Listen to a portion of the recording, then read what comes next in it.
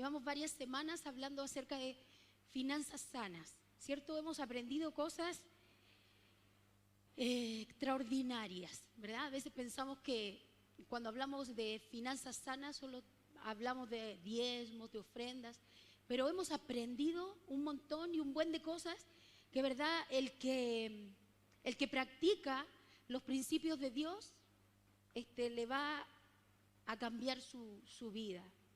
Así que hoy día vamos a estar hablando, hoy día nos toca el principio, y vamos a hablar el principio de la mayordomía. El principio de la mayordomía. Y antes de lanzarnos, ¿verdad?, con el tema, les recuerdo que la semana anterior estuvimos hablando del cristiano y la productividad. ¿Se acuerdan los que vinieron? El poder ser productivos, y aprendimos en qué sentido, ¿verdad? Y del punto de vista de Dios. Antes de eso, estuvimos hablando de la sabiduría en medio del déficit. Es decir, cuando hay dificultades, ¿verdad? A través de la palabra aprendimos cómo conducirnos. Y así venimos hablando, ¿verdad? Todos estos principios. Antes de eso aprendimos el principio del ahorro, ¿verdad? Y muchos quedamos sorprendidos de cómo la palabra también habla de estas cosas. Y antes de eso estuvimos hablando también de cómo dar para la obra, y aprendimos, ¿verdad?, que el dar para el Señor, ¿verdad?, tiene un orden, y que ese es nuestra base. Ese es lo que tenemos que hacer sí o sí, y de ahí hacia arriba, ¿verdad?, o hacia adelante avanzamos en este camino de finanzas sanas, ¿verdad?, que no es menor y no es tan simple, sobre todo en la sociedad que vivimos hoy, una sociedad muy, muy consumista, donde lo que rige todas las cosas, ¿verdad?, es el dinero. Pero en el Señor, y Dios espera que nosotros entendamos cómo debe ser nuestra conducta y nuestro caminar, considerando, ¿verdad?, las finanzas, los recursos como parte de nuestra vida.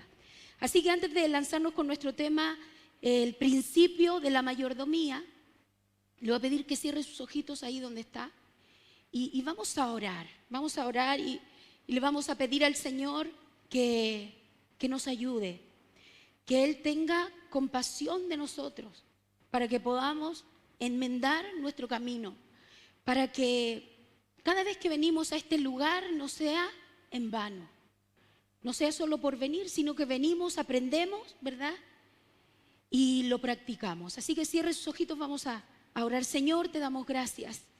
Te agradecemos, Señor, tu amor, tu bondad, tu misericordia, Señor, maravillosa para con nosotros.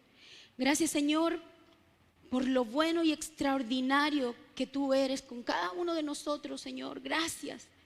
Aquí estamos delante de ti, rogándote que tú, Señor, puedas ayudarnos, Señor. Hemos venido, Señor, hoy día a alabarte, a adorarte, a aprender de ti, a buscar de tu palabra, Señor, pero que tu palabra pueda hacer vida en nuestros corazones. Ayúdanos, porque sabemos, Señor, que poderoso eres tú para hacer todas las cosas.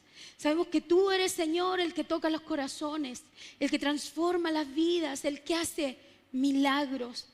Señor, qué hermoso cómo podemos alabarte, adorarte. Y cantábamos, Señor, qué amor, cuán grande amor tienes tú por nosotros. Pero qué hermosa también la estrofa que dice: quiero morir para vivir. Señor, que seamos una iglesia, Señor, que quiere morir para vivir, Señor, en ti, para que tú vivas en nosotros. ¿Cuánto necesitamos morir, Señor, para poder practicar tu palabra?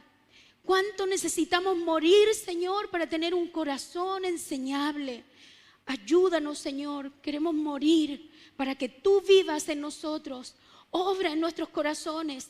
Despeja, Señor, nuestra mente. Renueva, Señor, nuestra mente. Limpia nuestro corazón, Señor, y que podamos ser tierra buena para recibir la instrucción de tu palabra, pero no solo para recibirla, sino para practicarla. Te damos gracias, Señor. Te rogamos que tú puedas hablarnos hoy día, que tú puedas ministrarnos hoy día, y que podamos, Señor, no solo oírnos contentos, Señor, y agradecidos de alabarte, de adorarte, sino también de aprender y de poder cada día morir, Señor, a nuestras ideas, morir al mundo, morir a nuestra humanidad y vivir para ti, Señor, a través de conocer tu palabra y ponerla en práctica. Te damos gracias, te rogamos que tú tomes este tiempo, Señor, el control. Sabemos como siempre en todo lo que hacemos y una vez más te rogamos, Señor, que tú seas obrando en nuestros corazones a través de tu palabra. Gracias te damos por ella. Bendícenos, Señor, con tu bendita palabra. Gracias te damos a través de Jesús. Amén. Amén. Entonces póngame mucha atención. Hoy día vamos a aprender el principio de la mayordomía. Si usted trajo su Biblia, por favor ahí téngala y ábrala en 1 Corintios capítulo 4 y vamos a leer del 1 al 2.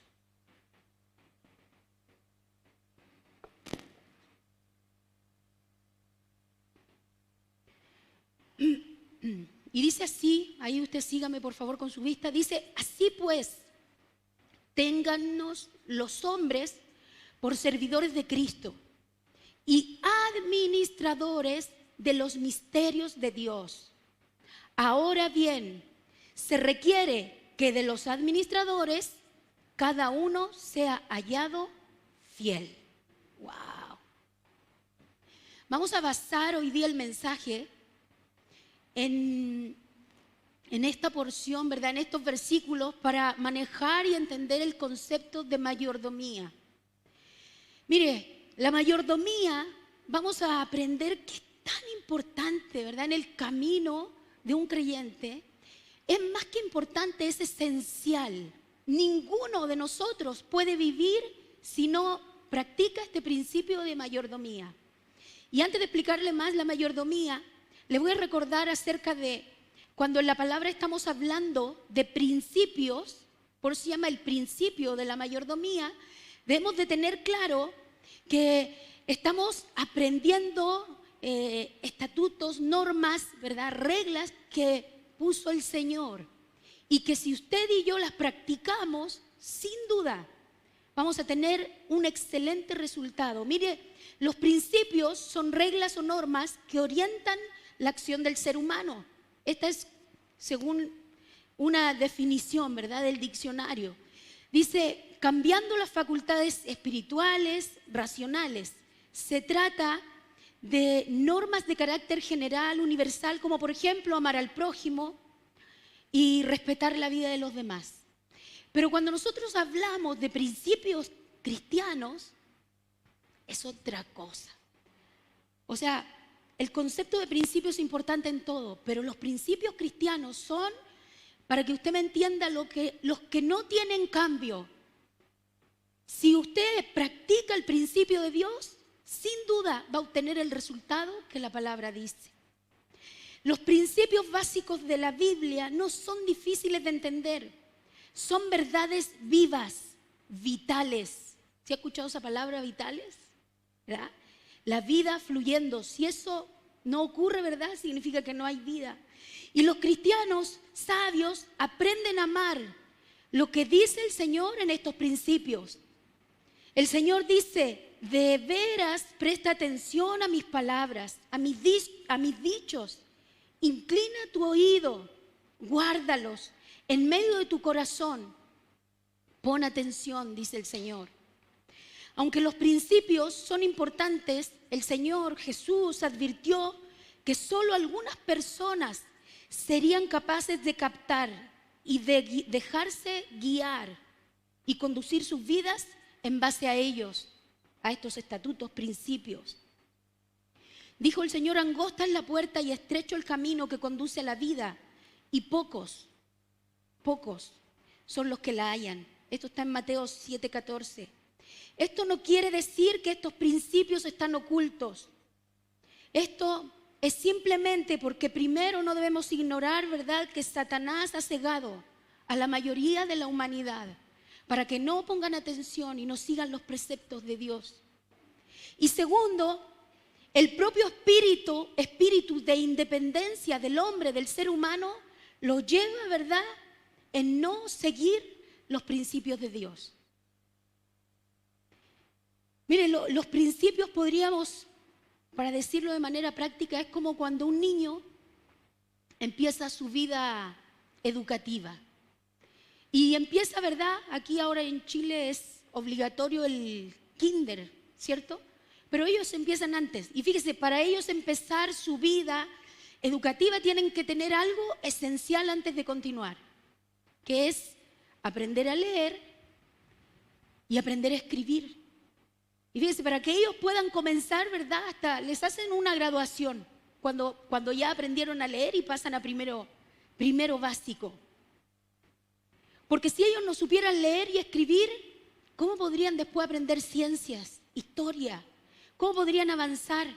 ¿Y con qué objetivo? ¿Cierto? Con que estudien, terminen todo y logren tener una carrera para salir adelante. Y aunque no tuvieran una carrera, ¿cuán esencial es leer, escribir? Se puede vivir sin eso, pero ¿qué vida sería, verdad? Es más difícil. Así son los principios. Son esenciales. Para que nosotros podamos avanzar y caminar, necesitamos tener muy claros los principios de Dios. Considerarlos seriamente en nuestra vida. Y por eso hoy día vamos a estudiar, como le decía yo, el principio de la mayordomía. Es decir, ponga atención, es una norma, es una regla, es una condición para algo. Pero no hay que asustarse por norma o regla. Son normas y reglas de amor, porque son basadas en Dios. Así que ponga mucha atención con este extraordinario principio de la mayordomía. Entonces, en 1 Corintios veíamos capítulo 4 que decía: así pues entonces, téngannos los hombres por servidores de Cristo y administradores de los misterios de Dios. Ahora bien, se requiere que para esto, es decir, a los administradores, que cada uno de ellos sea hallado fiel. Mire, a diario nosotros nos referimos a las personas y a objetos de esta manera. Decimos mi auto, mi casa, mi ropa, mi esposo, mi esposa, mis hijos, mi vida, mi casa, y así. Así se conduce el ser humano. Mi computadora, mi celular. Y así tenemos una lista, pero todo anteponiendo, ¿verdad? Y dando a entender que ¿quién es el dueño? Yo, ¿cierto? Por eso digo mi casa, mi auto. Pero debemos hoy día entender, y en eso nos vamos a enfocar, que ninguna de estas cosas nos pertenece. Ninguna de estas cosas nos pertenecen.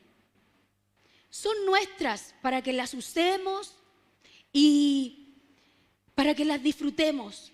Son, ¿verdad?, cosas que Dios nos ha dado en calidad, y ponga mucha atención, de préstamo. De préstamo. Mire, ¿quién de ustedes se atreve a ir, ¿verdad?, al banco, cualquier banco, no vamos a dar nombre, pedir un préstamo y no pagar? Mire, ¿quién lo haría? Nadie. ¿Por qué? Porque sabemos que si nos metemos con el banco, ¿qué pasa? Nos van a demandar si no pagamos, nos van a embargar. Incluso hoy en día hay un grupo de abogados que se levantó, ¿verdad?, de hace este último tiempo, que ¿cómo se llama este grupo de abogados? Defensa deudores. Porque el banco es implacable. Nadie puede con el banco. ¿Y qué hizo este grupo de abogados? Buscó el tecnicismo, se tiró por un lado que nadie vio, y resulta que él, ¿verdad?, manipulando las cosas, tiene una salida. ¿Para quién? Para los deudores. Porque sinceramente, ¿quién se atreve, verdad, a embarcarse en un préstamo y no pagar? Nadie. Nadie. Por eso es tan importante poner atención y comprender, mire lo que dice y lo que vamos estudiando con respecto a la mayordomía. Todo lo que Dios nos ha dado es en calidad de préstamo. Significa entonces que si nos ha prestado, ¿verdad?, ¿quién es el dueño? Él. Solo el dueño puede prestar. Él es el dueño de todo. Y Él nos da las cosas en calidad ¿de qué? De préstamo. ¿Para qué? Para usarlas, para disfrutarlas, mientras estamos aquí en la tierra. pero en realidad todo le pertenece a Él. Mire, dice su palabra, busque por favor Primera de Timoteo 6:17, dando a entender el Señor que Él es el dueño de todo, ¿no? Dando instrucciones. Dice: a los ricos de este mundo, enséñales que no sean altaneros, ni pongan su esperanza ¿en qué? En la incertidumbre de las riquezas, sino en Dios, el cual nos da abundantemente todas las cosas. ¿Para qué? Para que las disfrutemos. El Señor está hablando en Primera de Timoteo, ¿a quién? A los que tienen mucho. Imagínense cuán grande es su amor. Primero exhortando a los que tienen mucho, diciéndole: oye, ustedes tienen mucho, pero no confíen en eso. Recuerden que todo lo que tienen es mío. Yo se los di para que lo disfruten. Pero ustedes no pueden confiar en eso, porque eso no es de ustedes. Porque el dueño de eso que ustedes tienen soy yo, dice el Señor. Y a mí me plació dárselos.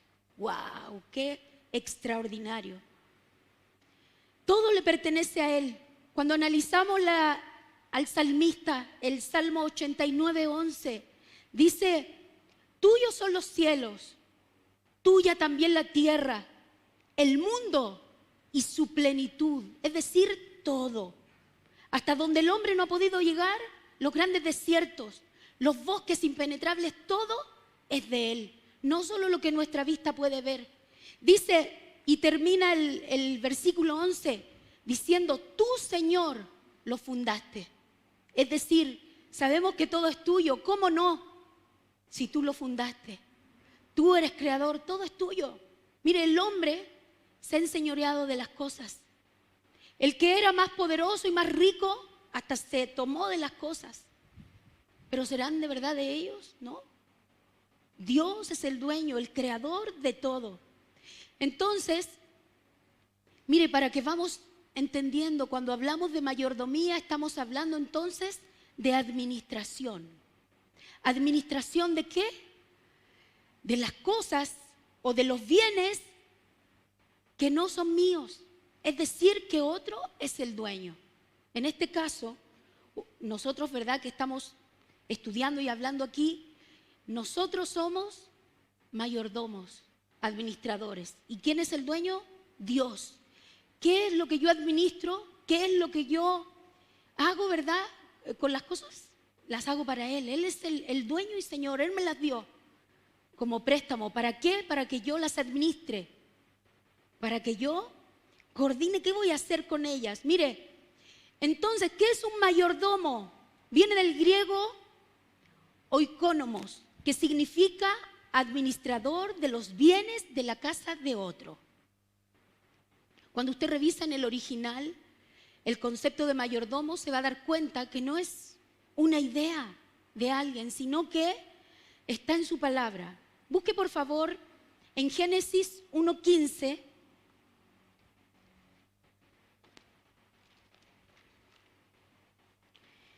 Mire, en Génesis 1:15 vemos cómo desde siempre se ha manejado este concepto de mayordomo y cómo, no solo en este caso, sino que vamos a ir aprendiendo cómo los hombres de Dios tienen muy claro que nada les pertenece y que el dueño de todo es Dios y que ellos solo son administradores, mayordomos, siervos. El salmista también decía, ¿verdad? Y Salomón hablaba, ¿verdad?, de la banalidad de la vida, es decir, cuán rápido pasa. Cuando nosotros analizamos la palabra nos damos cuenta que estos principios siempre han estado claros en todos los hombres de Dios, en todas las vivencias que ellos tuvieron. Mire, cuenta la historia entonces ahí en Génesis capítulo 15, en el versículo 2, se explica, ¿verdad?, cómo se manejaba este concepto bíblico. Vemos a Abraham, ¿verdad?, que Dios le dijo: mira, Abraham, toma tu familia, lo que tienes, vete de tu tierra y de tu parentela a la tierra que te mostraré.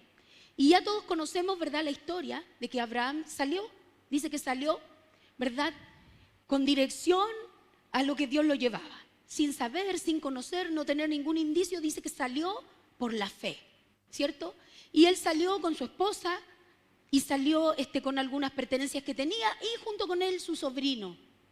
Cuenta, ¿verdad?, la palabra que en este caminar hubieron muchas situaciones diversas y una de ellas fue que se separó de su sobrino y al separarse de él, su sobrino tuvo calamidades, tuvo problemas y en medio de estos problemas dice que Abraham lo fue a ayudar porque estaba él, estaba en un problema, ¿verdad?, de guerra. Entonces dice que Abraham fue a liberarlo y lo sacó.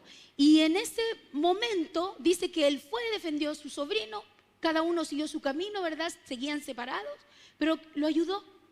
Y después que lo ayudó incluso, dice que del botín que él sacó, donde él había ido, dice que hasta él entregó su diezmo, ¿verdad? Y dice que a quien se lo entregó lo bendijo.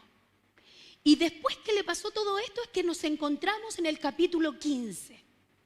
¿Y por qué les cuento la historia? Para que entendamos un poquito, ¿verdad? Que estaba Abraham aquí desde el versículo 1 en el capítulo 15, donde después de todo esto que pasó, dice, después de estas cosas vino la palabra de Jehová a Abraham en visión, diciendo, no temas, Abraham, yo soy tu escudo y tu galardón.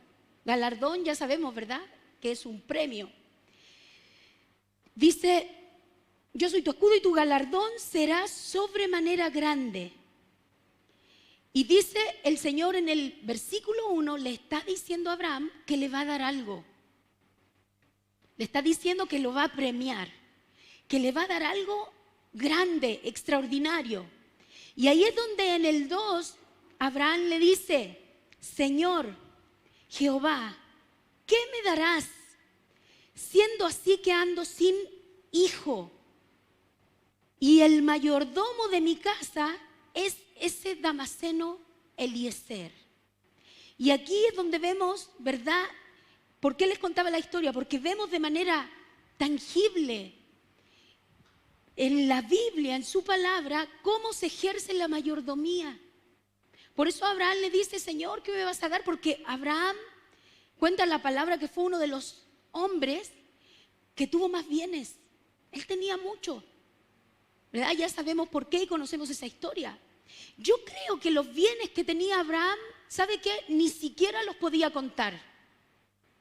Ni siquiera los podía contar. Demasiado tenía. Entonces él tenía que tener a alguien que se los administrara. Y aquí es donde Abraham menciona, ¿verdad?, que él vive su vida y tiene, así como él es servidor del Señor, así como él, ¿verdad?, vive de esa manera, él también tenía su mayordomo, el administrador de todos sus bienes, el que, ¿cómo cree usted que era este siervo que él tenía? Como para que él dijera, Señor, es que no tengo hijo. ¿Sabe lo que le quiso decir a Dios? ¿Me vas a dar más? Porque el único heredero que tengo es mi mayordomo. Mira, todo lo que tú me das se lo voy a tener que heredar a él, porque yo no tengo hijo, no tengo a quién dejárselo. Y mi esposa es de mi edad. Ahí vamos juntos, ¿verdad?, en el proceso. Pero ¿a quién se lo voy a dejar? Y él considera a su mayordomo, porque él tenía injerencia sobre todos sus bienes. Pero no solo los administraba, sino que también disfrutaba de ellos. Porque Abraham, cuenta la historia que es muy difícil que él supiera exactamente todo lo que tenía, por la cantidad que tenía. En el versículo 24 del mismo Génesis, capítulo 24, versículo 2, de nuevo aparece, ¿verdad?, en la historia su siervo, su mayordomo. Cuando llega el momento de que cumpla, ¿verdad?, con otra labor, con otra cosa importante que tenía que ser Abraham, con el único que cuenta para que la lleve a cabo es con su mayordomo, es con su siervo, con el que le ayudaba, con el único que tenía para que le ayudara, que El capítulo 24, versículo 2, habla de que, bueno, el Señor después cumplió su promesa y dice que le dio un hijo a Abraham. Y después que le dio el hijo, creció el niño, fue joven y llegó el momento de casarse. Y para buscarle, no es como ahora, ¿no? Que los jóvenes deciden qué van a hacer, dónde van a ir, con quién se van a casar, y si uno les dice algo, arde Troya, ¿verdad? No, antes no era así. Dice que Abraham, considerando a Dios, dice que quería una esposa para su hijo que fuera del pueblo de Dios. Era algo muy importante. No había nadie que pudiera ayudar a Abraham, porque él ya era de edad avanzada. Entonces confió en quién de nuevo, en el mayordomo de su casa. Y cuenta la historia que ahí de nuevo vemos cómo se explica, ¿verdad?, esta labor de mayordomo, que es el que tiene injerencia en todo, el que se involucra en todo, el que disfruta de todo, el que puede vivir con todo eso, pero que no es el dueño, sino que el dueño, ¿quién es? Otro. Entonces, aprendemos que es un mayordomo, el administrador de los bienes de la casa de otro. Y también, ¿verdad?, ¿quién es entonces el dueño de todo? Ya vimos en el Salmo 89, ¿verdad?, cómo es que el Señor expresa, el salmista expresa y dando a entender que el Señor es el dueño de todo. El Salmo 89 que decía, tuyos son los cielos, tuya la tierra, Señor, todo es tuyo, tú fundaste todas las cosas. También en Romanos 11:36 dice su palabra, porque de Él, del Señor, y por Él, por el Señor, y para Él, para el Señor, son todas las cosas. De Él vienen, de Él son, y para allá van. Son todas las cosas. Después termina diciendo, a Él sea la gloria por los siglos de los siglos. Amén. Imagínense esto, ¿cuántas veces de otra manera lo hemos visto en la palabra? Yo creo que muchas veces. Pero fíjese, ¿por qué entonces la iglesia, el ser humano, el hombre, la mujer, ¿verdad?, se enseñorea de todo lo que tiene? Se enseñorea sintiéndose dueño de lo que no le pertenece.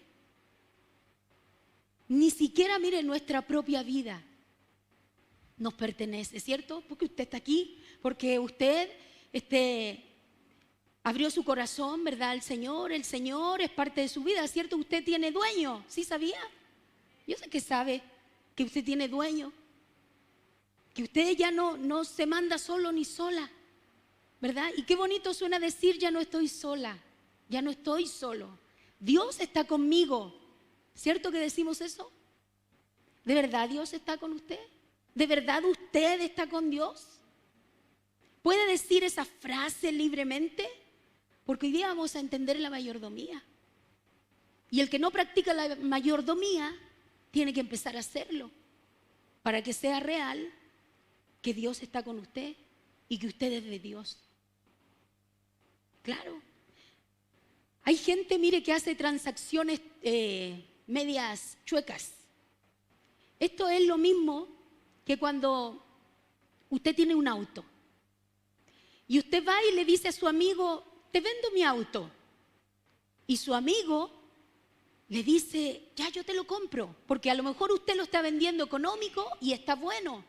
Y su amigo sabe que usted fue el único dueño. Entonces, su amigo, en vez de arriesgarse e ir a una automotora de auto usado, mejor se asegura y dice, yo conozco el auto de mi amigo, me lo está vendiendo barato. Y usted va y hacen todo esto. Y usted le pasa las llaves, le da los papeles del auto, le da todo.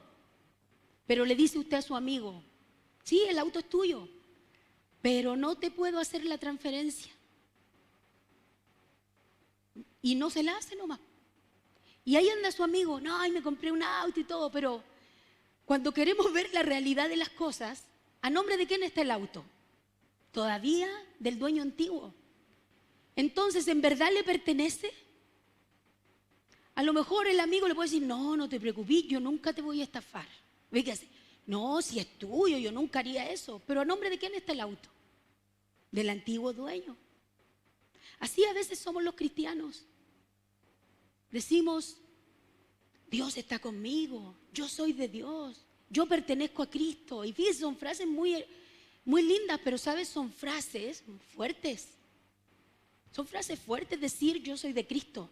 ¿En verdad es de Cristo? ¿En verdad ustedes, nosotros somos de Cristo?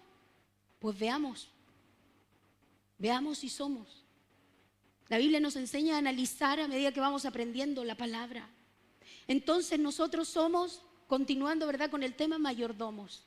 El dueño de todo es Dios, no hay duda. Yo ahí le di unas referencias. Pero aunque Dios es el dueño, ¿verdad?, de todo, Él nos permite en su amor, en su misericordia, que nosotros disfrutemos las cosas. Para que podamos entender este concepto de mayordomía, le voy a contar un poquito de administración, ¿ya? Póngame atención. Mire, todo ser humano tiene intrínseco, es decir, trae en su ser el administrar. Algunos te decir, ay, no es cierto, yo no. ¿Cierto? Algunos se sienten que son malos para organizar y en una familia dicen, tal persona sí, pero yo no. Hasta dentro de la iglesia. No, yo no puedo hacer eso, es que tal hermano lo hace mejor. Pero le voy a contar para que usted se niegue a eso y aprenda que todos nosotros tenemos en nuestro corazón, ¿verdad?, el sentido de administración. Es parte de las características que Dios por diseño nos dio. ¿Por qué cree usted? Por lo que venimos hablando, por la mayordomía. Mire, evidentemente algunos pueden tener esta característica más sobresaliente, sin duda. Pero todos tenemos estas características y las llevamos, ¿verdad?, por dentro. Porque todos administramos de alguna manera, fíjese, cuando nos levantamos hasta que nos acostamos. Por ejemplo, organizamos qué ropa nos pondremos, ¿verdad? Vemos el clima y decimos, mañana 35 grados. Entonces usted ya no se pone el jeans, se pone un short. Y ahí, mire, usted está administrando qué ropa se va a poner, si la tiene limpia, si la tiene planchada, si no, usted la plancha. Cuando se levanta en la mañana, ve el desayuno. ¿Qué va a desayunar? Usted decide. Si tiene enfermedades, usted decide, azúcar no puedo, grasa no puedo, pan no puedo, no puede comer nada. Usted tiene que organizar su desayuno. Y si no desayuna, tiene que organizar. Si usted no desayuna, ¿qué va a hacer? ¿Se va a ir al trabajo? ¿Qué trabajo tiene? ¿Chofer del Transantiago? Voy a estar muy estresado, tengo que desayunar. Por ejemplo. Y así, mire, fíjese, desde que uno se levanta hasta que se acuesta, está administrando. ¿Cómo funcionamos? ¿Cómo vamos a hacer en este día? ¿Qué transporte usaremos? ¿Cómo lo haremos en el trabajo? ¿Si voy a tener tiempo de esparcimiento o si no lo voy a tener? ¿Qué voy a hacer con mi familia con respecto a lo mismo? Cada hombre y mujer administra siempre. Siempre estamos administrando. Todo. Todo. Entonces, fíjese, depende de cómo administramos las cosas en los resultados que vamos a tener. Como por ejemplo, el que organiza su alimentación, si tiene alguna enfermedad. El diabético que decidió comerse una rebanada de torta, de pastel. Es muy probable que al final del día esté en emergencias porque le subió el azúcar mucho, ¿verdad? Entonces, todo eso tiene que ver con administrar. Mire, el que administra bien en el trabajo y es bueno y hace bien, tendrá ganancias económicas, dinero, el buen trabajador. El que administra bien su tiempo para estar con su esposa, como consecuencia tendrá un buen matrimonio. O por lo menos ahí irá, ¿verdad? Más bien que mal. El que administra su tiempo para estar con sus hijos, tendrá hijos obedientes y que lo siguen y que lo ven como ejemplo. El que administra para servir a Dios y dar su tiempo fielmente en todo lo que Dios lo convoque, sin duda tendrá el favor de Dios y la gracia de Dios sobre su vida. Y así tenemos muchos ejemplos. El que administra el tiempo y se enfoca en leer la palabra, en orar, en estudiar y se mete en eso, como consecuencia tendrá la plenitud del Espíritu Santo en su vida. El que administra su vida de tal manera que se enfoca en el cuerpo, va al gimnasio, hace manicure, va a la peluquería, se arregla, ¿verdad? Y todo, seguramente se verá espectacular. Pues sí, porque fíjese, de acuerdo a lo que usted vaya haciendo, es cómo usted va a ir, ¿verdad? Teniendo consecuencias. ¿En base a qué? En base a esta administración que usted hace. Es decir, no hay duda de que nosotros estamos siempre administrando. Todo ser humano tiene esto. Todos traemos, ¿verdad?, el hacer las cosas de esta manera. Mire, le voy a compartir un concepto, ¿verdad?, de administración, una definición. La administración es la ciencia, ¿verdad?, que tiene por objetivo el estudio de las organizaciones y las técnicas encargadas de planificación, organización, dirección, control de recursos humanos y todo lo que esté al alcance, ¿verdad?, de nuestras manos y lo que nos pongan para hacer, con el objetivo de que funcionen bien las cosas al final. Cuando nosotros estudiamos la palabra en sí, administración, ¿verdad?, viene del prefijo ad, que significa hacia, y de ministrio. Y esta última palabra que viene de minister, un vocablo compuesto de minus, que cuando nosotros vemos su significado, significa subordinación u obediencia. El que realiza la función bajo el mando de otro, el que presta servicio a otro. Y a eso se refiere cuando nosotros hablamos, ¿verdad?, de administración. Tenemos nosotros en la historia un buen, ¿verdad?, de historias y de ejemplos, ¿verdad?, cómo el Señor a través de su palabra fue haciendo y viendo, ¿verdad?, cómo debía de ser guiado su pueblo con respecto a esto. Nosotros cuando nosotros estudiamos, ¿verdad?, en el Antiguo Testamento, cómo el Señor fundó, ¿verdad?, su pueblo basado en todo este tipo de organización, las leyes, cómo fue hecho el tabernáculo, cómo avanzó el pueblo de Israel, cómo se condujo, cómo salió adelante, cómo hizo las cosas. O sea, sin duda vemos, ¿verdad?, cómo el Señor fue haciendo su obra. Cuando nosotros vemos con respecto a la mayordomía, a la administración, vemos también que hubieron hombres y mujeres de Dios sobresalientes en la mayordomía. Nosotros veíamos cómo ver el concepto de mayordomía, viendo cómo lo manejaba, ¿verdad?, Abraham con respecto a sus bienes. Pero también podemos, y cómo no mencionar, ¿verdad?, con respecto a la administración, tenemos que desde tiempos antiguos esto ha avanzado, primero con los sumerios, ¿verdad?, el pueblo de Egipto, ¿verdad?, los egipcios, muchos pueblos, cómo se fundó, ¿verdad?, la iglesia, cómo se hicieron las cosas. Pero no podemos, y le quiero mencionar estos ejemplos de cómo fueron estos grandes administradores del pueblo de Dios, que fueron formados en la universidad más grande y extraordinaria que podamos conocer, la Universidad de Dios. Mire, ¿cómo no hablar de Moisés? Moisés, ¿sabía usted? ¿Se acuerda lo que pasó con Moisés? ¿Qué pasó con él después que dice que Dios liberó al pueblo y que Moisés llevó al pueblo, ¿verdad?, que cruzaron el Mar Rojo, se liberaron de Faraón y ellos, Dios los llevó, ¿verdad?, a la tierra que les iba a dar. ¿Y cuánto tiempo el pueblo de Dios estuvo en el desierto? Ahí vemos, mire, las cualidades, las características de Moisés, que ni él sabía que tenía. Porque cuando la primera vez Dios lo convoca, ¿qué le dijo él a Dios? Ay, Señor, yo ni siquiera sé hablar. Le dijo, no, por favor, Señor, no, yo ni siquiera sé decir palabras elocuentes. ¿Y qué le dijo el Señor? Ya te voy a dar una ayudita, ahí vas a ir con tu hermano, pero vas a ir. Fíjese, yo creo que ni él sabía todo lo que traía. Y le voy a leer algunas cosas, no vamos a hablar hoy día de la historia de Moisés, pero mire los títulos que tiene Moisés. Moisés fue uno de los hebreos más prominentes. Fue un líder y administrador con habilidades en el gobierno, en la legislación y en las relaciones humanas. Moisés hizo un buen trabajo de selección de personal, capacitación y orientación. La delegación de autoridad mediante la asignación de tareas. Y también hizo efectivo un principio que hasta el día de hoy se practica, que es el principio de exención, que es usado hoy día en legislación, ¿sabía? ¿Qué significa este principio? Eximirse. Él fue experto en eso.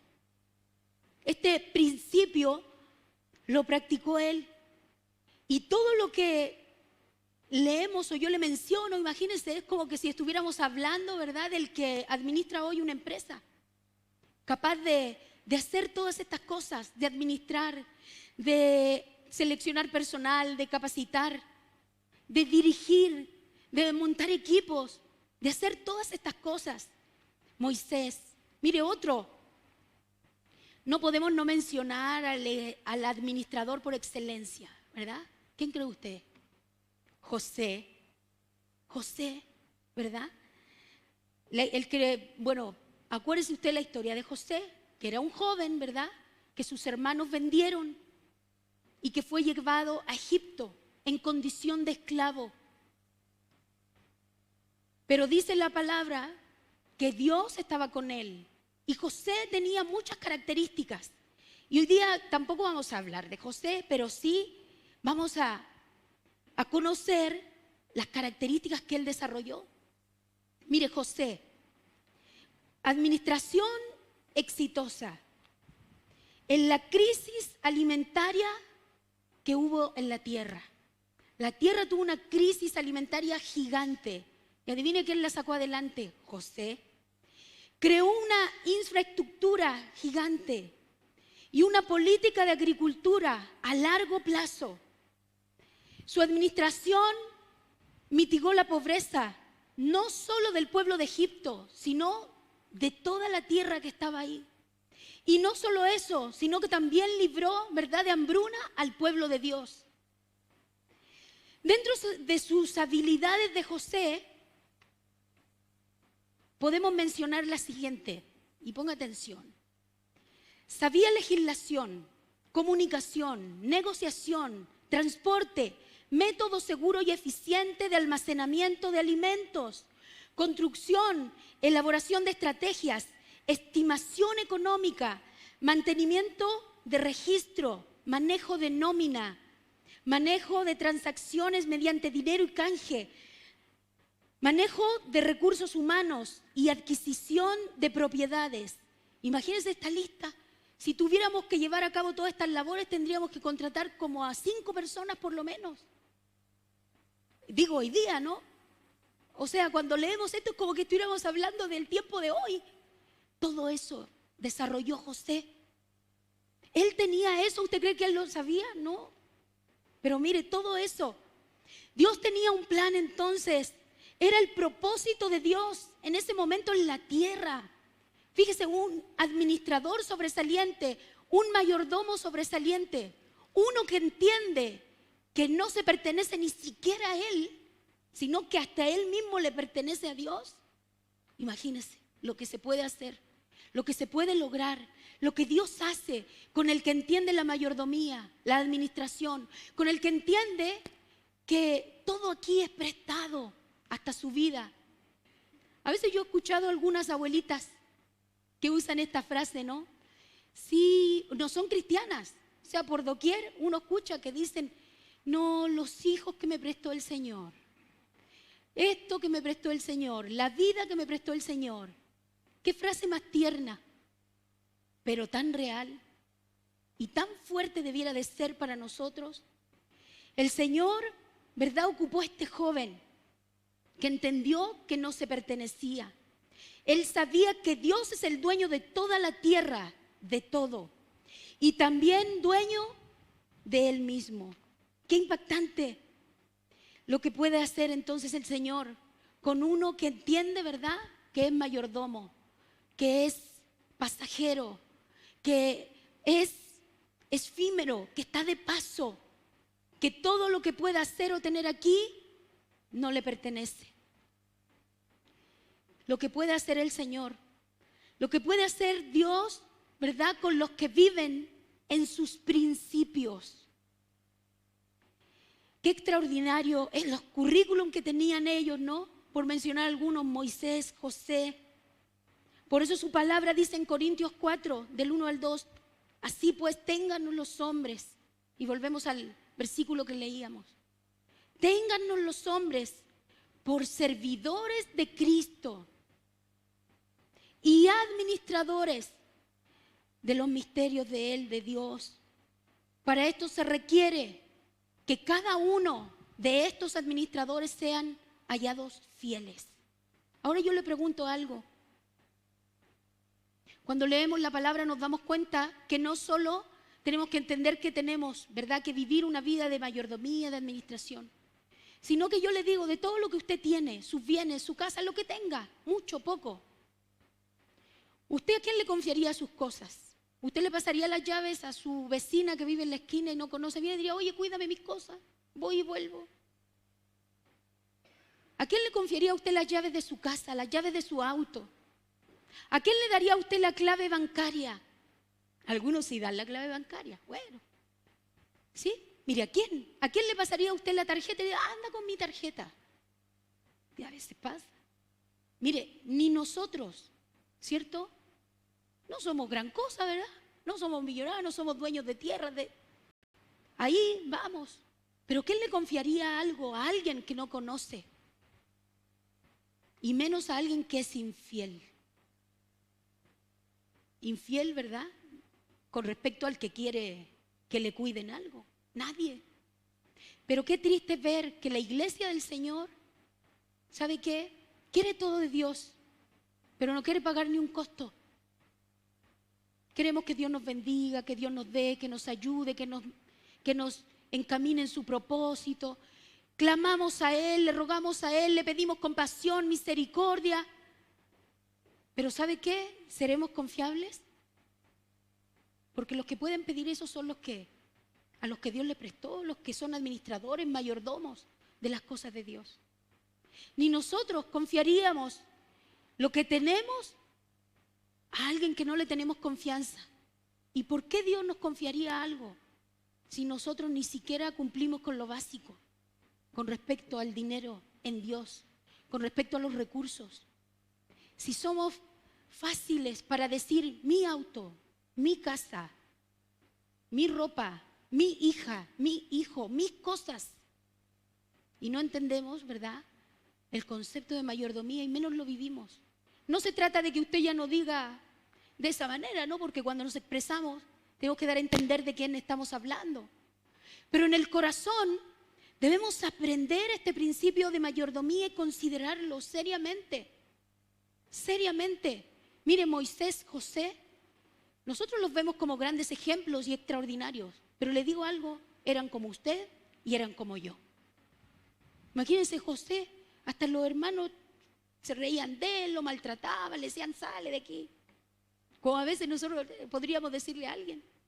Y Moisés, cuando lo dijo, oye, si ni siquiera sé hablar, no sé decir, no sé transmitir las cosas.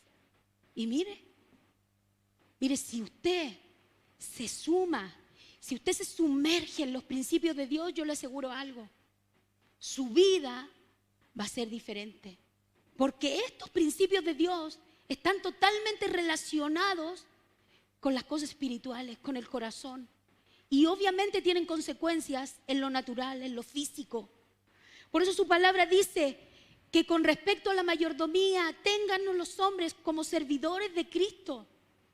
Dice como administradores de las cosas de Dios.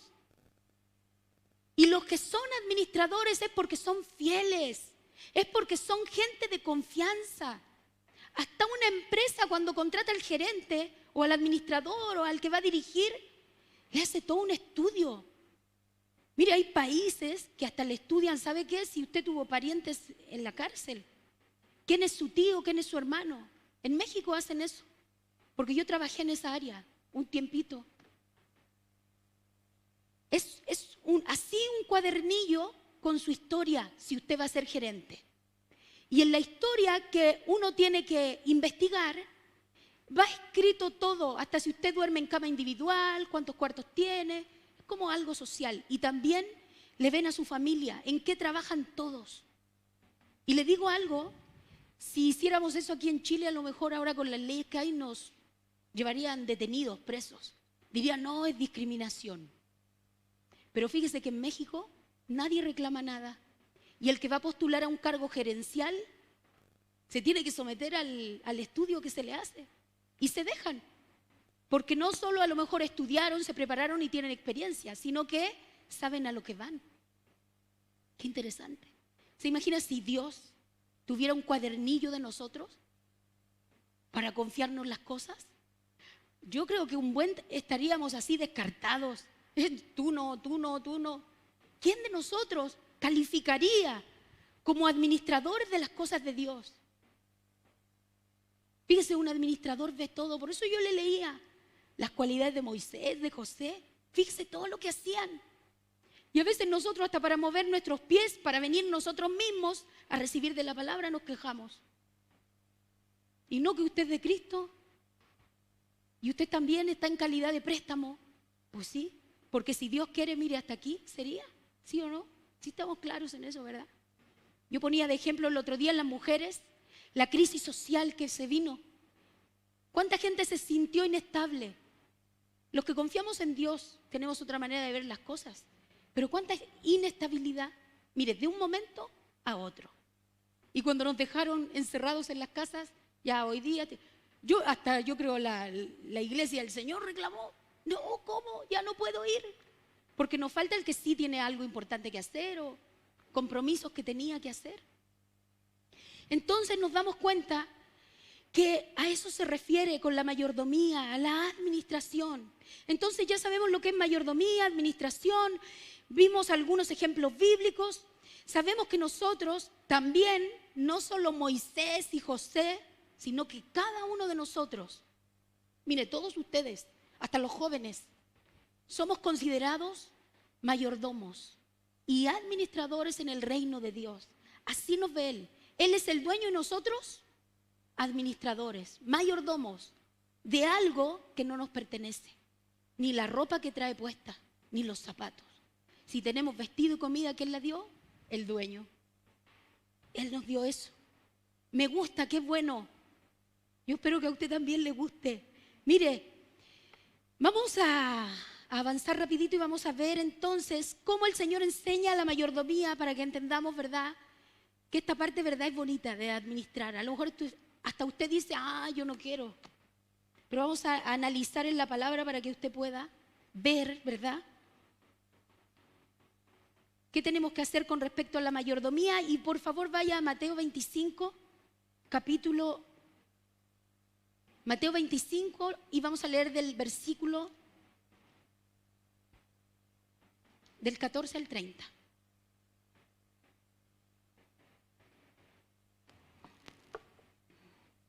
Y dice así, para que me siga por favor.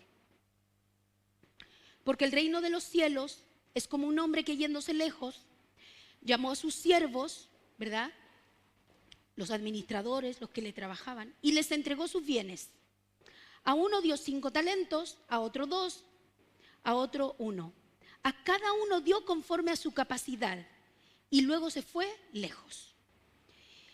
Y el que había recibido 5 talentos fue, negoció con ellos y ganó otros 5 talentos. Asimismo, el que había recibido 2, ganó también otros 2.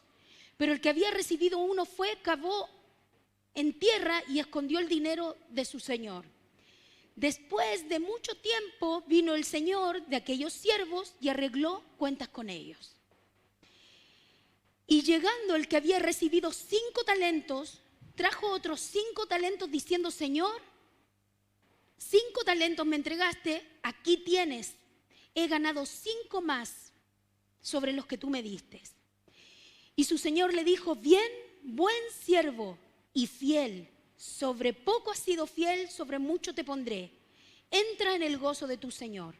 Llegando también el que había recibido 2 talentos, dijo, Señor, 2 talentos me entregaste, aquí tienes, he ganado 2 talentos más, aparte de los que tú me diste. Su señor le dijo, bien, buen siervo y fiel, sobre poco has sido fiel, sobre mucho te pondré. Entra en el gozo de tu señor. Pero llegando también el que había recibido 1 talento, dijo, Señor, te conocía que eres hombre duro, que ciegas donde no sembraste y recoges donde no esparciste. Por lo cual tuve miedo y fui y escondí tu talento en la tierra. Aquí tienes lo que es tuyo. Respondió su señor y le dijo: siervo malo y negligente, ¿sabías que ciego donde no sembré y que recojo donde no esparcí? ¿Por qué? Por lo tanto, debías haber dado mi dinero a los banqueros y al venir yo hubiera recibido lo que es mío con los intereses. Quitadle entonces el talento y dadlo al que tiene 10, porque al que tiene le será dado y tendrá más, y al que no tiene, aún lo que tiene le será quitado. Y al siervo inútil, echadle a las tinieblas de afuera, allí será el lloro y el crujir de dientes. ¡Wow! La otra vez veíamos a modo de ejemplo, ¿verdad?, este principio, por como venimos hablando de finanzas, pero hoy día vamos a tratar de comprenderlo lo mejor posible, ¿ya?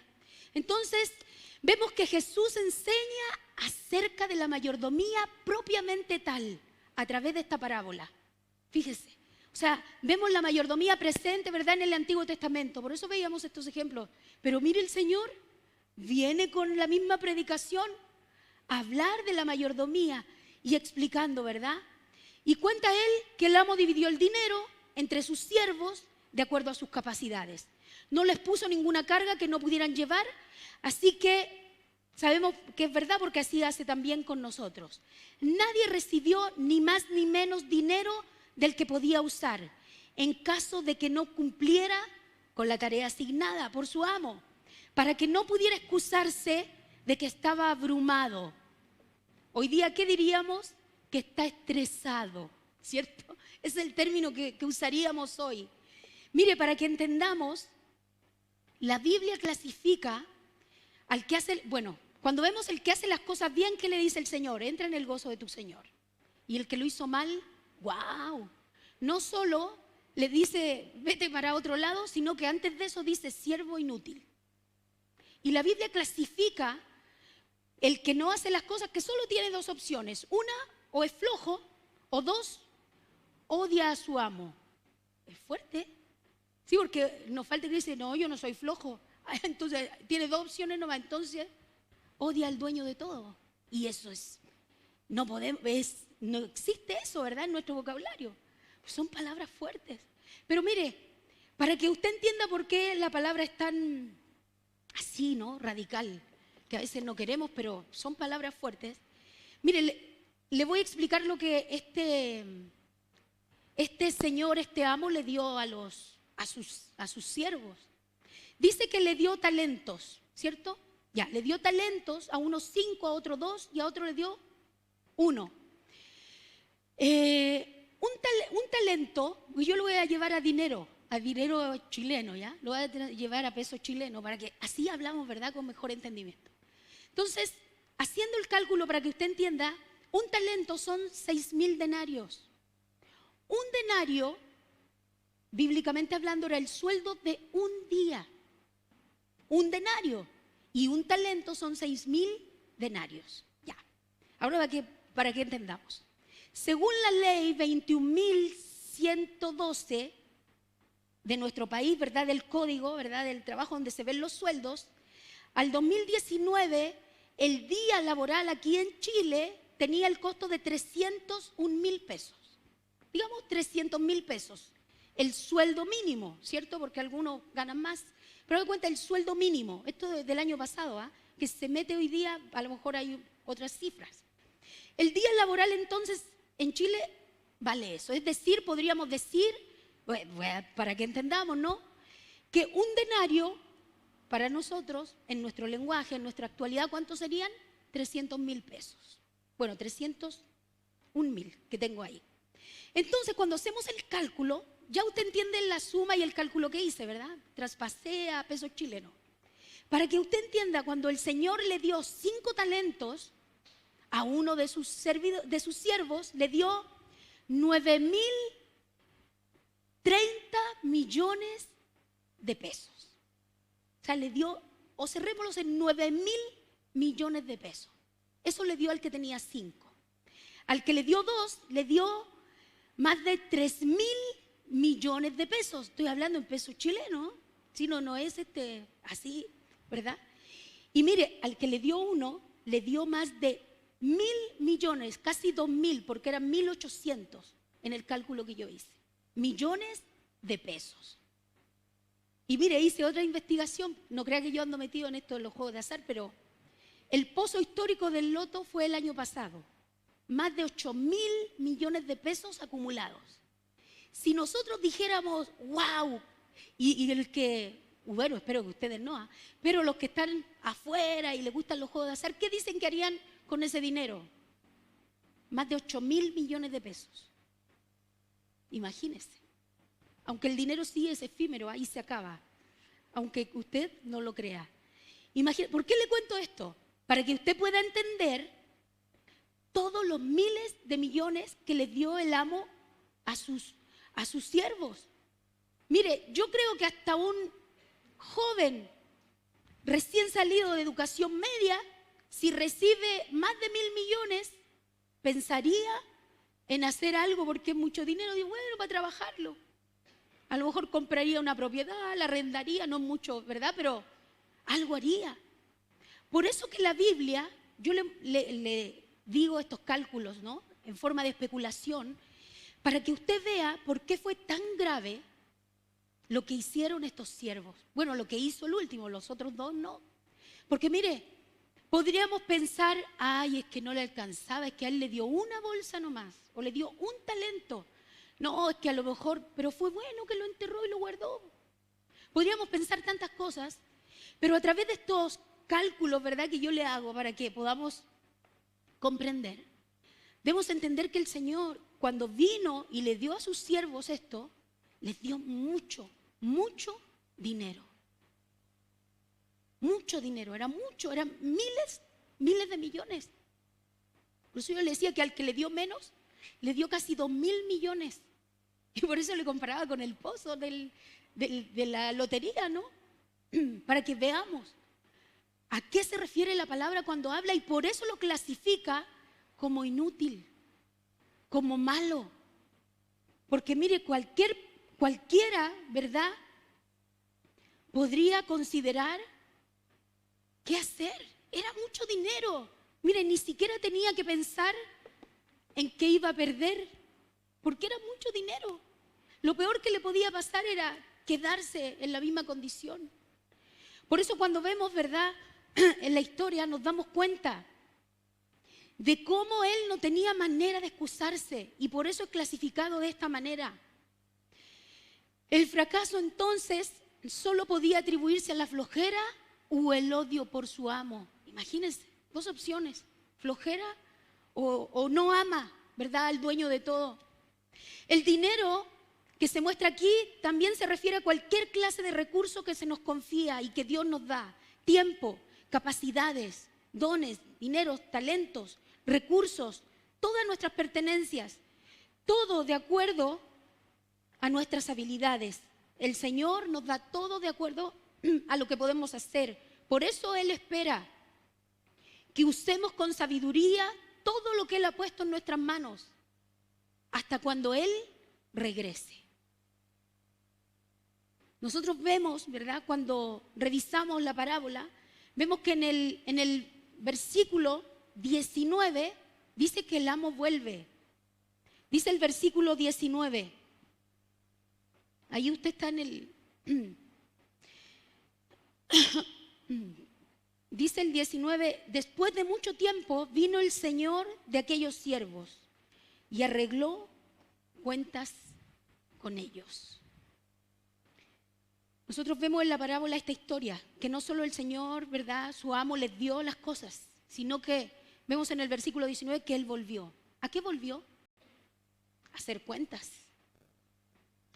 Si nosotros analizamos, ¿verdad?, nuestra vida a la luz de la palabra, debemos entender que Dios es el dueño de todo, que nosotros somos llamados a ser mayordomos, administradores de todo lo que Él nos da y pone en nuestras manos.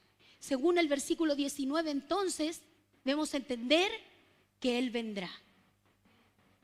Pero escúcheme, Todos sabemos que Él vendrá, ¿cierto? Estamos claros en eso. Y sí, va a venir. Siempre decimos que venga el Señor y algunos dicen, no, ¿cierto? Y qué bueno, y que venga. Sí, Señor, ven, amén. Era el clamor, ¿verdad?, de los apóstoles y el de nosotros debe de ser. Pero ¿sabe qué? No solo Él vendrá por su iglesia, ¿verdad?, en el arrebatamiento, y después la palabra dice que Él va a reinar en la tierra. No solo vendrá a eso. Él viene por sus hijos. ¿Pero quiénes son sus hijos? Los que son mayordomos, los que son siervos, los que son administradores. Porque Él vendrá, pero también vendrá, ¿a qué cree? A decirle, ¿qué hiciste con lo que te di? No se trata de lo que usted o la cantidad que tiene o lo que tiene.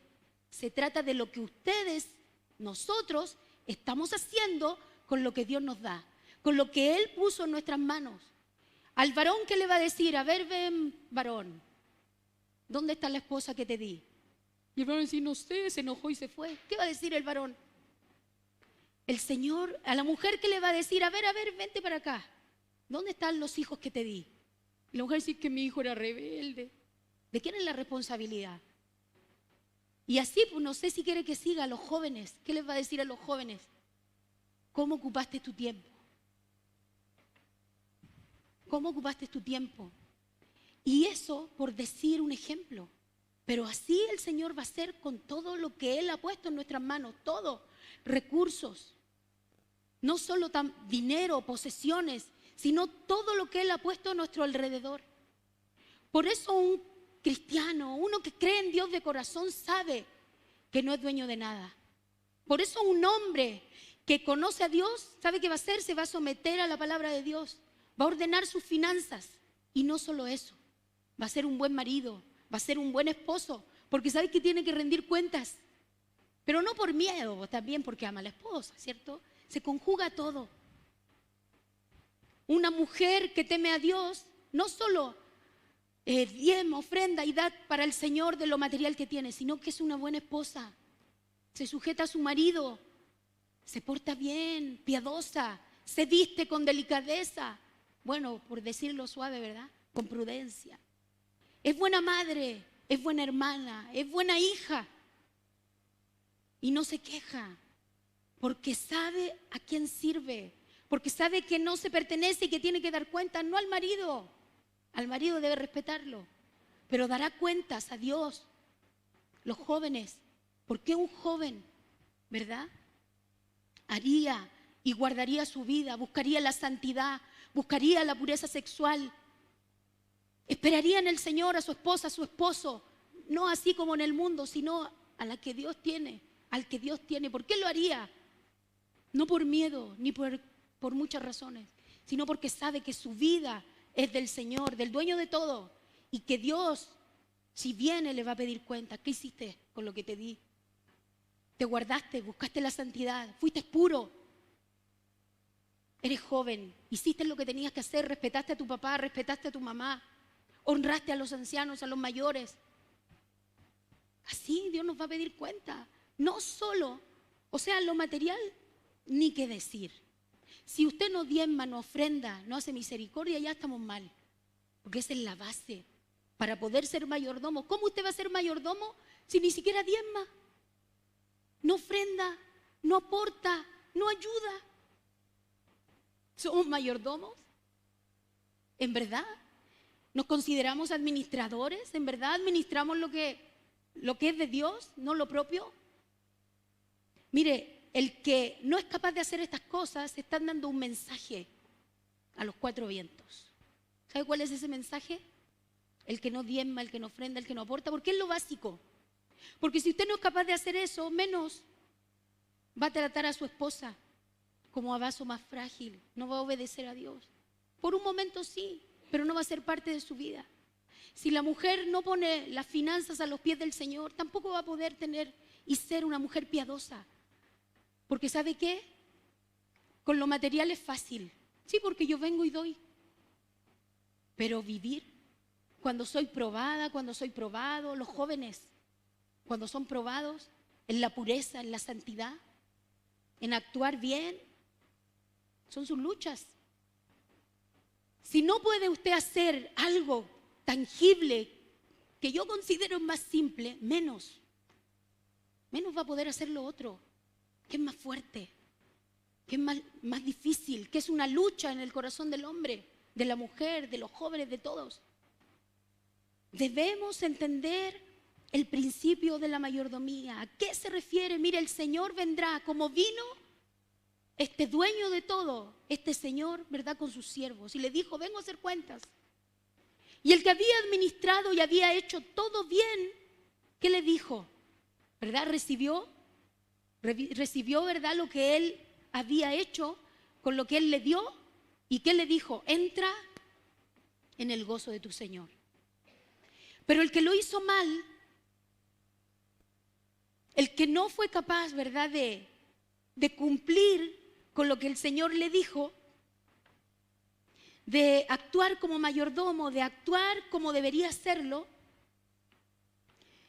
¿qué cree usted? Vemos en la palabra lo que el Señor le dijo.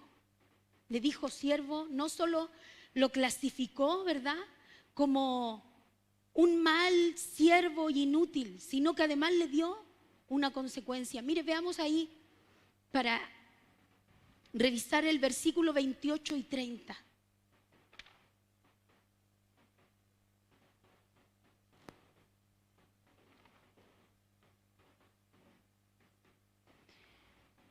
Del 28 al 30. Una vez que el Señor, ¿verdad?, hizo cuentas, ya sabemos lo que pasó con los que hicieron bien, ¿verdad?, y sacaron adelante su administración, su mayordomía, las consecuencias para ellos. Pero el 28 habla de las consecuencias para el que lo hizo, ¿verdad?, mal. Dice, quitadle pues el talento y dadlo al que tiene 10 talentos. Porque al que tiene le será dado y tendrá más, y al que no, aún lo que tiene le será quitado. Y al siervo inútil, echadle a las tinieblas de afuera, porque allí será el lloro y crujir de dientes. Primero, se quedó sin nada, ¿cierto? Lo poco que tenía, Dios se lo quitó. Segundo, fue considerado un siervo inútil, alguien que hace mal las cosas. Y tercero, vemos que la Biblia usa esta expresión, ¿verdad?, del llanto y del crujir de dientes. Mire, cuando nosotros vemos esta expresión en la Biblia, debemos de estar alerta, debemos de poner atención. Mire, dice que el lloro indica tristeza o remordimiento. El crujir de dientes en la Biblia es ansiedad y dolor extremo. Los que dicen que no les importa lo que suceda después de la muerte no tienen idea de lo que dicen. Serán castigados y sufrirán por vivir en forma egoísta e indiferente a Dios. El lloro y crujir de dientes es una frase que denota desesperación.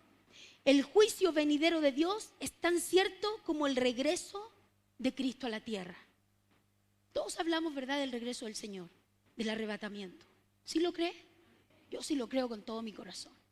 Dios iba a volver, Dios iba a venir. Él va a sacar a su iglesia de en medio de la tribulación, también es cierto. Si usted cree en eso, crea en esto también. En las cuentas que Dios va a hacer con cada uno de nosotros. Llorar y crujir de dientes es una expresión que se repite 8 veces en los evangelios. Es una frase no dada por profetas ni evangelistas, sino que es una frase que dijo el Señor mismo, Jesucristo. Si usted tiene su Biblia, donde destacan las palabras que habló el Señor, va a ver que es verdad. No las dijeron los profetas, no es una historia, no es algo que dijo, ¿verdad?, el evangelista, sino que son las palabras del Señor. 8 veces son mencionadas y esas 8 veces tiene que ver con lo mismo, con la desesperación, con el juicio, con lo que le va a ocurrir al que es, ¿verdad?, un mal administrador, al que es un mayordomo, ¿verdad?, insensato. Cuando nosotros vemos entonces esta frase tenemos que poner atención, no es algo menor, no es simple, es una frase, ¿verdad?, que debemos considerar seriamente. Cada vez que pensamos en ella o que la escuchamos o la leemos, debemos pensar inmediatamente en nuestra eternidad. Esta frase tiene que ver con eso, con nuestra eternidad, para bien o para mal. Es importante, a todos nos importa, no importa lo que pensemos, ¿verdad?, de la muerte. Algunos dicen, a mí no me da miedo. Ay, a mí sí. Otros dicen, no, yo no quiero que llegue, es que quiero hacer cosas primero en la tierra. Otros sí quieren que llegue, ¿no?, considerando la muerte, el encuentro con Cristo. Pero mire, no importa cuál sea su concepto. Incluso hay gente que vive en temor, porque hoy día es muy común estos ataques de pánico, que es miedo a morir o miedo a que nos ocurra algo. Mire, todos estos conceptos, incluidos eso, muchos lo sienten, pero independientemente de lo que sintamos con respecto a este tema, sin duda, mire, sin duda, todos hermanos, cada uno de nosotros daremos cuentas. Todos daremos cuenta. Todos estaremos frente a Dios diciendo y mostrando, viendo, de la manera que sea, ¿no?, qué hicimos con lo que Él nos dio. Considerando entonces la eternidad, la suya, mire, la de cada uno de ustedes, ¿cierto? Yo considero la mía. Es que debemos de pensar en que debemos de ser buenos administradores, buenos mayordomos de Jesucristo, aprobados, fieles, como leíamos en un principio. Mire, junto con el regalo de la salvación viene la eternidad. La eternidad es consecuencia de ese regalo que recibimos todos. ¿Y quién dejaría ese regalo? No queremos, ¿sí o no? ¿Quién se atreve a hablar algo en contra, ¿verdad?, este hermoso regalo que nos dio Dios, la salvación? La eternidad es consecuencia de esto. Entonces, ya sea que el Señor venga por su iglesia o la muerte venga primero por nosotros, una cosa es segura: todos moriremos. A menos que el Señor, ¿verdad?, arrebate su iglesia primero. Los que seamos parte de eso y los que no, todos moriremos. Todos tendremos entonces que pasar este proceso. Todos tendremos que dar cuenta. Por eso, hermanos, estamos aquí. Mire, usted debe hacer un análisis. ¿A qué viene la iglesia? ¿A recibir un mensaje de éxito? ¿A llenar el tanque, como decíamos a veces, para continuar toda la semana? ¿A qué venimos? ¿A ver a la hermana, a ver al hermano? Claro, es bueno, ¿verdad? Y es parte tener coinonía y nos amamos, y qué bueno. Pero usted debe hacer un análisis en su corazón. ¿A qué vengo a la iglesia? ¿A qué viene? ¿A ser parte de una comunidad porque aquí encaja? ¿Porque aquí le gusta? ¿Porque aquí le va bien? Esas cosas no son malas. Pero usted debe de considerar a qué viene. ¿A qué viene? Usted viene a aprender, usted viene a vivir, a creer, a avanzar en el caminar del Señor. Porque mire, si usted no se toma en serio lo que usted viene a aprender, va por mal camino. Todos estos principios que venimos hablando de finanzas sanas, usted tiene que ir avanzando y corrigiéndolos. Porque hoy día, sepa esto, el principio de mayordomía es trascendental. Tiene que ver, y mire que no todos se atreven a decirlo, con su eternidad. Con su eternidad. Con su eternidad, hermano. No importa si usted cómo se siente, como le digo, si tiene miedo, si no tiene, si siente tranquilo, si quiere, no. Pero yo sé que si usted ha creído y está aquí, se arrepintió, obtuvo salvación. Y hay algo después, hay una consecuencia de esta hermosa salvación. La eternidad, la suya, la mía, la de todos. Por eso estamos aquí, por las promesas que el Señor nos dio, ¿sí o no? Yo no sé si usted lo ha considerado y se lo ha tomado en serio. Pero mire, le voy a decir cuáles son estas promesas. Ponga atención. No le voy a decir que lo busque porque son varios versículos. Por eso entonces estamos en este lugar. Por eso, ¿qué nos dice la palabra? Que debemos de perseverar ¿hasta cuándo?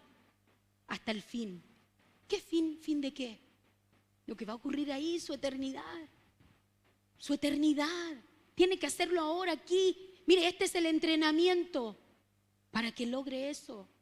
Mire lo que dice su palabra. Dice Mateo 25:34. Entonces el rey dirá a los de la derecha: venid benditos de mi Padre, heredad el reino preparado para vosotros desde la fundación del mundo. ¡Wow! ¿A qué se refiere esto? La eternidad. ¿Cómo cree que va a obtener esto? Ponga atención. Lucas 12:32, no temas, rebaño pequeño, porque vuestro Padre ha decidido daros el reino. ¡Wow! Yo quiero esto para mí. Después dice Lucas 22, vosotros sois los que habéis permanecido conmigo en las pruebas, hablando nuestro Señor.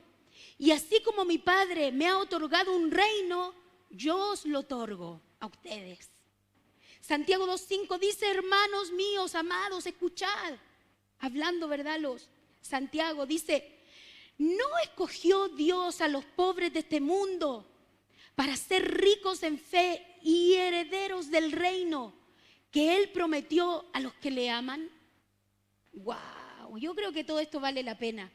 Después Romanos 8:17 dice, y si hijos, también herederos, herederos de Dios, coherederos con Cristo, si en verdad padecemos con Él, a fin de que también seamos glorificados con Él.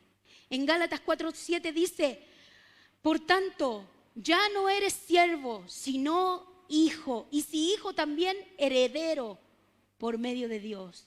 Primera de Pedro 1 dice, bendito sea el Dios y Padre de nuestro Señor Jesucristo, quien según su gran misericordia nos ha hecho nacer de nuevo a una esperanza viva mediante la resurrección de Jesucristo de entre los muertos para una herencia incorruptible, inmaculada y que no se marchitará, reservada ¿dónde?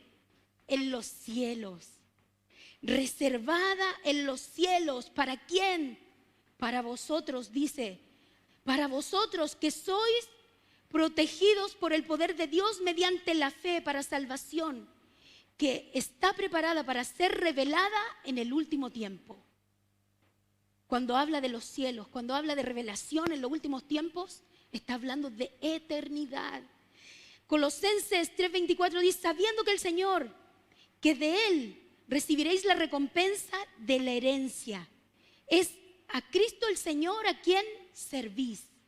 Este servís, cuando vamos a revisarlo, también se refiere a servidor, mayordomo, administrador. ¡Wow! Apocalipsis 21:7 dice, el vencedor, el que persevere como corresponde, no a su manera, esta es la manera que corresponde, como mayordomo, como administrador, que todo lo que tenemos en calidad de préstamo, pero no solo lo dice de labios. Sí, porque es fácil decir yo soy esto. No, no sirve eso. Usted tiene que vivirlo. Usted tiene que vivir como mayordomo, vivir como administrador, vivir como alguien que no tiene nada y que vive por misericordia en base a préstamos, pero préstamos buenos, no los que da el banco, los que da el Señor del cielo. El vencedor entonces heredará todas estas cosas y yo seré su Dios y él será mi hijo. Y por último, Corintios 4:18 dice, al no poner nuestra vista en las cosas que se ven, sino en las que no se ven, porque las cosas que se ven son temporales. No se olvide de eso. Pero las que no se ven son eternas. Otra vez, la mayordomía y la administración ligada a la eternidad. ¡Wow! ¿Quiere todo esto? Yo sí lo quiero, de todo corazón. Mire, esta es mi esperanza. Pero para que concluyamos, vamos a concluir con esto. ¿Quiere todo eso? Eso Dios ya lo tiene, ya está preparado. Pero aquí está la condición. Lucas 16:2 dice, entonces le llamó y le dijo, ¿qué es esto que oigo acerca de ti? Da cuenta de tu mayordomía, porque ya no podrás ser mayordomo. Hablándole al que administra, al mayordomo. Y en el versículo del 10 al 12, dice, el que es fiel en lo muy poco, también en lo más es fiel. Y el que lo es, y el que en lo muy poco es injusto, también lo es en lo más. Pues si en las riquezas injustas no fuiste fieles, ¿quién les dará lo verdadero? Y si en lo ajeno no fuiste fieles, ¿quién les dará lo que es vuestro? Y esta es la condición. Mire, en la eternidad, nosotros, y Dios ha prometido que recibiremos algo, ¿sabe cómo? No prestado, sino que algo propio. Qué triste que tengamos al revés las cosas, ¿verdad? Considerando que sobre esta tierra vana, pasajera, está lo que nos pertenece. Y que tal vez lo que viene después, a ver si con suerte andamos en una nube, así como casi invisible volando, como que vamos a hacer casi a ver si no nos ven. Le digo algo, todas esas son mentiras del diablo. Todo lo de esta tierra, todo lo que usted tiene, Dios se lo ha dado para que usted salga adelante, para que trabaje, para que avance, para que saque adelante su vida, pero en Él. Y lo que viene aquí, lo que Dios ha prometido, son lo real, lo verdadero, lo que trasciende eternamente. Y lo que tendremos ahí será, mire, lo que Él tiene preparado para nosotros, ¿sabe cómo es? Eso sí que es de verdad. Y le digo algo, Dios nos los va a dar. Vamos a ser dueños. Por eso dice herederos, por eso habla de herencia, por eso habla de esa manera el Señor, dando a entender que todo lo que tiene el hombre aquí en la tierra es pasajero, es vano, se destruye. No quiero dar ejemplos de destrucción porque sí, no creo que me diga, no, pasó esto. No. Pero usted sabe de lo que estoy hablando. Usted sabe que no existe nada, ninguna seguridad usted puede tener, ninguna. Por eso no debemos decir mi casa, mi auto, mis hijos. Dios se los dio. Si su hijo está sano, Dios lo hizo. Si tiene su casa, Dios lo hizo. Si tiene su auto, Dios lo hizo. Si tiene negocio, Dios lo hizo. Si tiene una carrera, Dios lo hizo. Si tiene estudios, Dios lo hizo. Si tiene marido, Dios se lo dio a las mujeres. Así que trátelo bien, respételo. Así dice Dios. Si tiene esposa, ámela. Dios se la dio. Así dice su palabra, ámela. Trátela como a vaso más frágil. No sea áspero. Así dice Dios. Dios se la dio, es su hija. ¿Quién quiere un papá así? Yo sí. Y a las mujeres también, y los jóvenes también, los niños, todos. Todos, hermanos, todos. Esforcémonos. Podemos, hermanos. No le creamos a las mentiras del diablo. Ordene su vida. Usted tiene que empezar a diezmar, tiene que empezar a ofrendar. Y no ofrendar y dar lo que le sobra. No debemos de dar las sobras al Señor. Me sobraron 1,000 pesos. Lo echo en la ofrenda. Usted tiene que apartar para el Señor. Si todo es de Él, no somos administradores. Mire, andan algunos por ahí en el internet mintiendo. Y algunos de ustedes, no sé, voy a decir así, estoy predicando en esta iglesia. Algunos le creen. Porque dicen, no, mira, y empiezan a hacer un análisis, ¿no? Del diezmo, de las finanzas, de las ofrendas, de todo lo que... Y ocupan una verdad y meten una idea de ellos. Ocupan una verdad y meten una idea de ellos. Pero ¿sabe para qué lo hace? Mire, eso es del diablo. Porque el diablo sabe que si usted diezma, que si usted ofrenda, que si usted aporta, usted se está apartando del egoísmo, de la vanagloria, del egocentrismo. Usted está acercándose a tratar de entender que usted es solo administrador. Y al diablo le conviene que usted sea así, ¿no? Voy a diezmar. Ahora no puedo, no me alcanza. Ahora sí, ahora no. Ya voy a dar para este proyecto de la iglesia. Sí, es bueno. Ahí se ve esta la viga que compraron. Ya voy a dar para que compren lo otro. Mire, el diablo quiere que así seamos. Pero le digo algo, son mentiras. Y todo eso que usted ve es del diablo. Cualquier persona que sea cristiana y que tenga a Dios sabe que las finanzas están ligadas al corazón. Aunque queramos excusarnos. No hay excusa, hermano. No hay excusa para que usted no diezme, no ofrende, no aporte. ¿Sabe por qué? Porque usted va derecho a otro camino que no tiene que ver con el camino de la eternidad. Al practicar estas cosas, aparte de ya todo lo que usted ha aprendido, su corazón se centra en Dios. Porque ¿qué ser humano puede decir? No, yo no, pastora. Yo No, usted no me conoce a mí, yo soy capaz de permanecer así pegadito y nada. No es cierto. Somos seres humanos débiles. Nuestra humanidad nos juega en contra. Por eso Pablo decía, ¿qué decía él? Decía, líbrame de este cuerpo. No porque él fallara y pecara, porque la humanidad del hombre le juega en contra. Por eso venimos a la iglesia también, para alimentar más nuestro espíritu y andar en pos del Señor. Ordenen su vida, mis hermanos. Ordenen lo básico para que pueda ir avanzando en lo otro. Y todo lo que usted tiene, el que se queja de que es pobre, el que dice que tiene mucho, el que dice que vive cómodo, el que vive incómodo, le digo algo, mire, yo no sé la vida que usted tiene, pero todo es voluntad de Dios. Y Dios sabe por qué. Él tiene el control. Y si usted ordena sus caminos en el Señor, Dios le va a ir ayudando, usted va a ir avanzando. Pero si usted sigue en una postura, ¿verdad?, opuesta a su palabra, creyendo las mentiras que surgen por todos lados, estamos mal. Apéguese a la palabra. ¿Acaso no está viendo que la palabra dice estas cosas, que no es idea humana? Así dice la palabra. Mire, yo creo que hoy día nos vamos considerando esto que venimos hablando, de la parábola de los talentos. ¿Sabe que antiguamente había tanta ignorancia que se pensaba que la parábola de los talentos, y sí llegaron a predicarlo alguna vez, era como el talento que Dios le dio?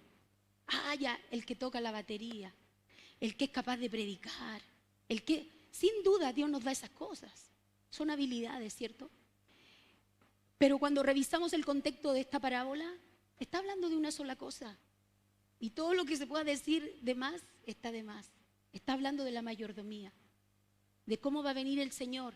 Primero, de cómo Él nos dio y puso en nuestras manos todas las cosas que son de Él para que las administremos. Y segundo, cómo después Él también, que es una realidad, vendrá a pedir cuentas de todo lo que hicimos con lo que Él nos dio. Le voy a pedir que se ponga de pie, por favor. Y le voy a pedir que cierre sus ojos y que vamos a estar orando. Pero antes de orar, me gustaría que usted pusiera atención a lo que voy a leer y que luego usted mismo ahí en su lugar pueda orar al Señor y meditar. Meditar en su palabra, meditar cómo usted está haciendo las cosas. ¿Las hace a su manera o las hace a la manera de Dios? ¿Se excusa por todo? ¿Tiene argumentos? Yo creo que usted analice eso y que sabe que los ponga a los pies del Señor. Y hoy día ordene su vida, no espere para mañana. No diga, uy, es que yo no hice, no llore por el pasado. Mejor ordene su presente y siga en pos del Señor. Lo que no hizo, pues ya pasó, ya no lo hizo, no puede arreglarlo. Pero usted puede hoy día encaminarse en pos del Señor bien, entendiendo que todo, mire, todo lo que usted tiene es de Dios, todo. Él se lo dio, hasta su propia vida. Reconózcalo en todos sus caminos, vea que Él es el dueño de todo y nosotros meros administradores, mayordomos de Cristo. Y no piense, ahora ya sabe que eso no es para los pastores ni para los líderes, es para toda la iglesia del Señor. Todos somos administradores, todos somos mayordomos de Jesucristo. Y todo lo que tenemos, Él nos los da. No solo Dios le da las cosas a los pastores o a los que les sirven, a todos, todo lo que usted tiene, todo, nosotros juntos.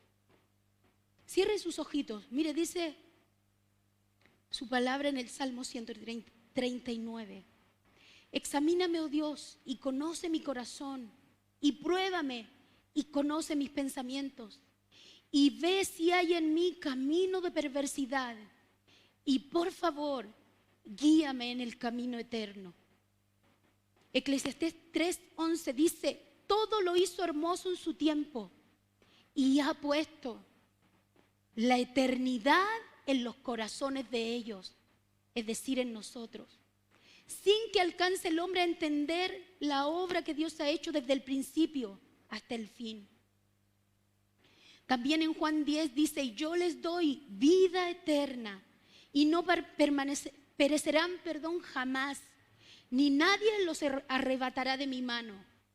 Mi Padre me las dio, es mayor que todos, y nadie puede arrebatar de mi mano lo que mi Padre me dio.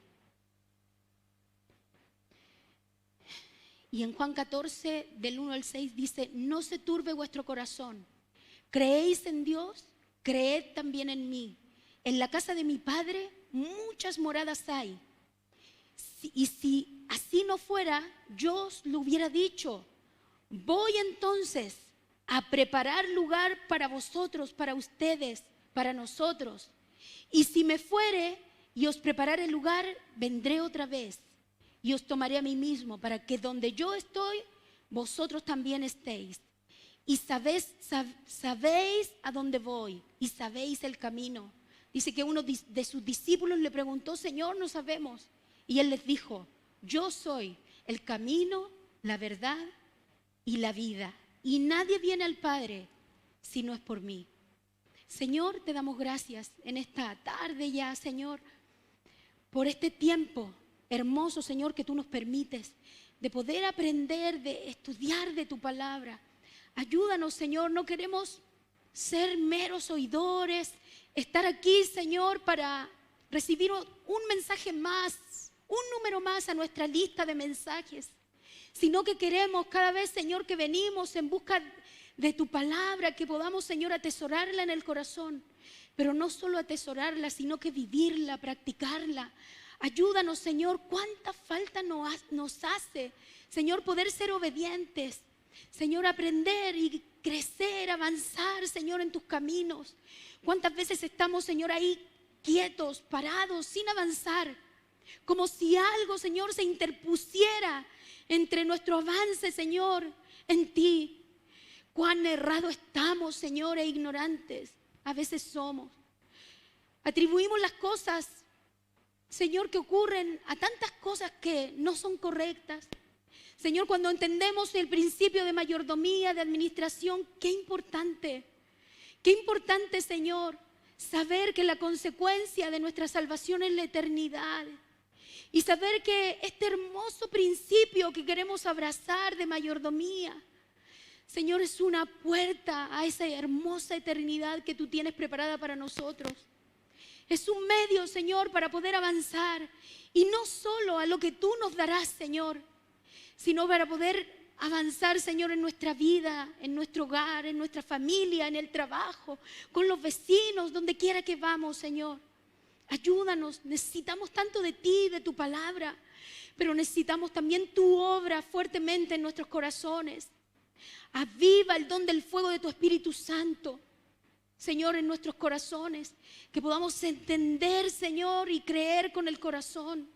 Ayúdanos, Señor. Queremos alcanzar, Señor, y estar listos, preparados para lo que tú tienes, Señor, para nosotros. Ayúdanos, Señor, entrénanos aquí, queremos hacerlo.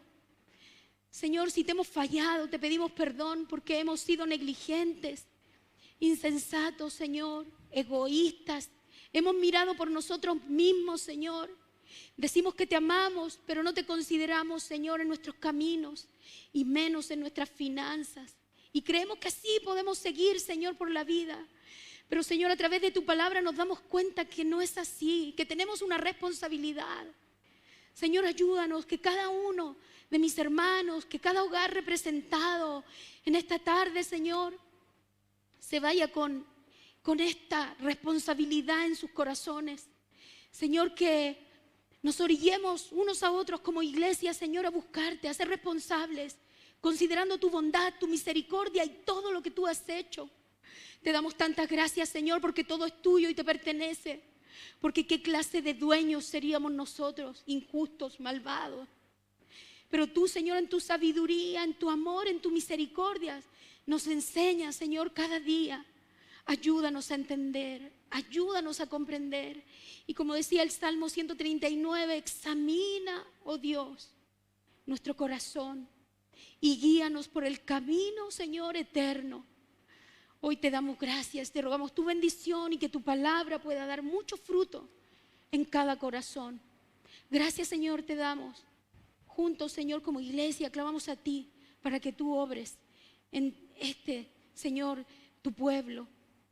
Y te rogamos, Señor, que tú bendigas este tiempo. A ti, Señor, y solo a ti sea la honra, la gloria por siempre. Te damos gracias en el nombre de Jesús. Amén. Amén.